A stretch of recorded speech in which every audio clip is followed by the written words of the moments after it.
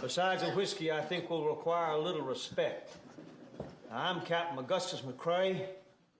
This is Captain Woodrow F. Call. Interesting facts about famous people. Great 1980s Westerns. Although the 80s was not a prolific time for the Western genre, the decade produced some truly great Westerns. The 1980s were actually a low point for Westerns. The genre was increasingly less commercially successful by the beginning of the decade as audiences began to follow blockbuster, science fiction and fantasy films. Strangely, some of these used Western tropes, Star Wars for example. Despite less enthusiasm for Westerns in this decade, some filmmakers persisted to produce some exceptional films, large and small. These Westerns help represent the genre through a rough period and still measure up to some of the best Westerns ever produced. If you enjoyed this video, hit the notification button to get my new videos. If you want to check out my many other videos, head over to my channel. The link is in the description. Let's get into it in no particular order. Besides the whiskey, I think will require a little respect.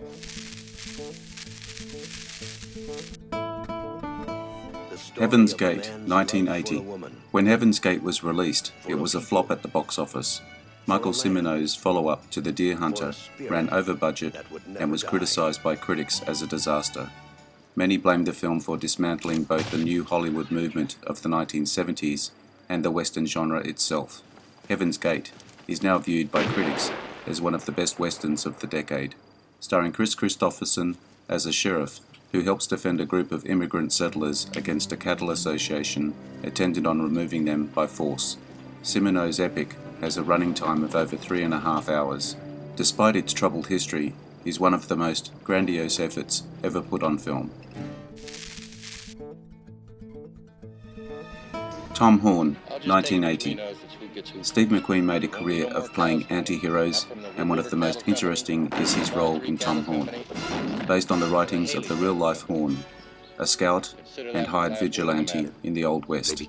In this film, Horn is employed by cattle owners to remove rustlers from the area, but when he becomes a liability, they frame him for murder. McQueen depicts Horn as a sympathetic figure, indifferent to his own brutality. He is a man who outgrew his usefulness as the Western frontier closed in around him and seems unwilling to come to terms with it. Tom Horn was one of McQueen's final roles. He died while receiving cancer treatment in Mexico just months after the film's release. Young Guns, 1988.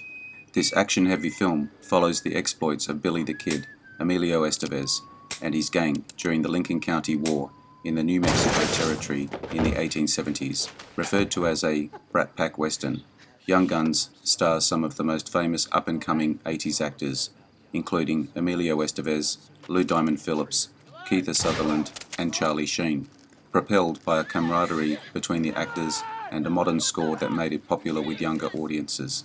One of the most commercially successful Westerns of the decade, spawned a hit sequel in 1990.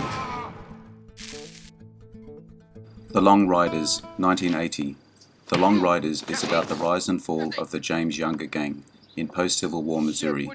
The movie began as a play written and performed by brothers Stacy and James Keach, converted into a film script. The film was a critical success and entered into the 1980 Cannes Film Festival. What set the Long Riders apart from other westerns is the unique decision to cast actual brothers in the roles of the 4 different sets of brothers in the film, including the Keach brothers as Frank and Jesse James, Dennis and Randy Quaid as the Miller brothers, and the 3 Carradine brothers as the Youngers, lending authenticity to a film that centers heavily on familial bonds and how it affects the decisions that we make. The Quick and the Dead, 1987, not to be confused with Sam Raimi's 1995 Western film of the same name. This acclaimed made-for-television movie based on a novel by Louis L'Amour. The film follows the McCaskill family who are threatened by bandits as they travel west through Wyoming Territory in the 1870s. Sam Elliott stars as Con Valiant, an experienced stranger who helps protect the family and is infatuated with Duncan's wife, Susanna, Kate Capshaw. The Quick and the Dead isn't often mentioned as one of Sam Elliott's best movies. He owns every scene with his charm. He is one of the coolest guys ever to wear a cowboy hat, long before handing out advice to the dude in The Big Lebowski.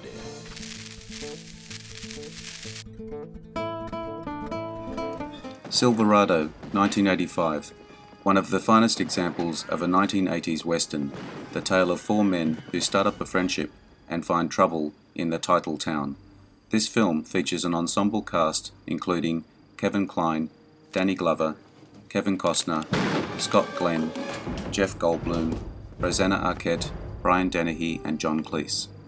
Co-written and directed by Lawrence Kasdan, who also co-wrote The Empire Strikes Back and Raiders of the Lost Ark.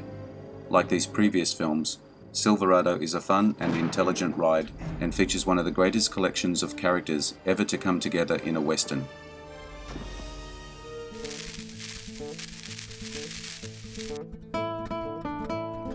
The Man from Snowy River, 1982. Australian Western films are known as meat pie or kangaroo westerns. One of the most successful examples from the subgenre at the time of its release was Australia's highest grossing film, based on a 19th century Banjo Paterson poem. The film tells the story of a young man whose life is indelibly shaped by a mob of wild horses. The movie features Kirk Douglas, the only American in the cast, in a dual role as estranged brothers Harrison and Spur. But the real star of the film is the Australian countryside. Unlike other westerns from the period, The Man from Snowy River is less violent and more wholesome in tone, which helped explain why Disney released a sequel in the United States in 1988.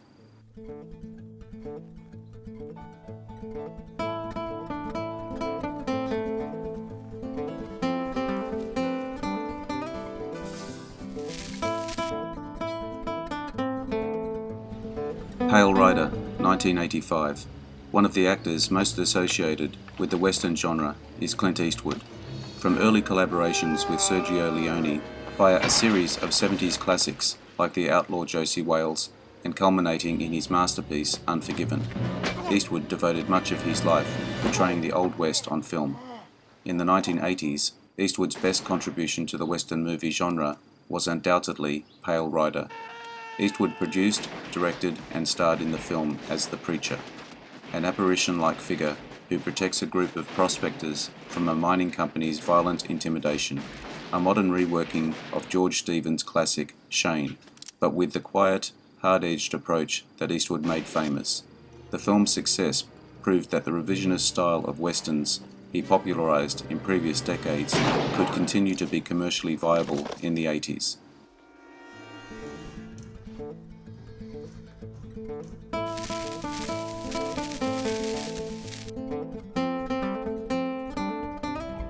The Grey Fox, 1982. Richard Farnsworth was over 60 years old when he took his first major starring role in The Grey Fox. This Canadian Western tells the story of how stagecoach bandit Bill Miner transitioned to train robberies after spending 33 years in prison. At its centre, it's a story about the difficulty of transitioning as one grows older. Farnsworth shines as the affable Miner, a real-life thief affectionately known as the Gentleman Bandit, believed to have coined the phrase, hands up. The acclaimed film features beautiful scenes of British Columbia, Canada, and a memorable score by the traditional Irish folk band, the Chieftains.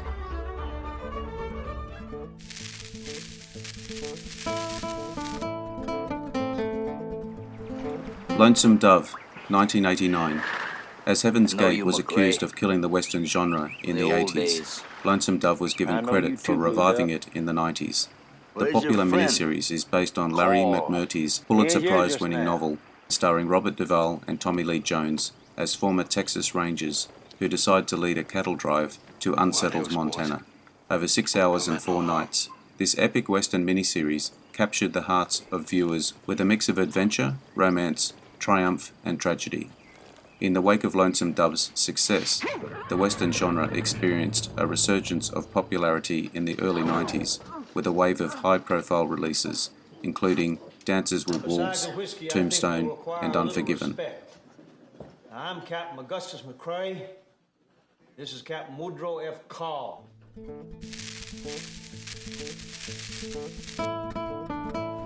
Thanks for your time today. I hope you enjoyed the video. Let me know what you think in the comments. I appreciate likes and subscribers. Hit the notification button to get my new videos. Take a look at my channel, the link is in the description. Bye for now, see you again soon. Now,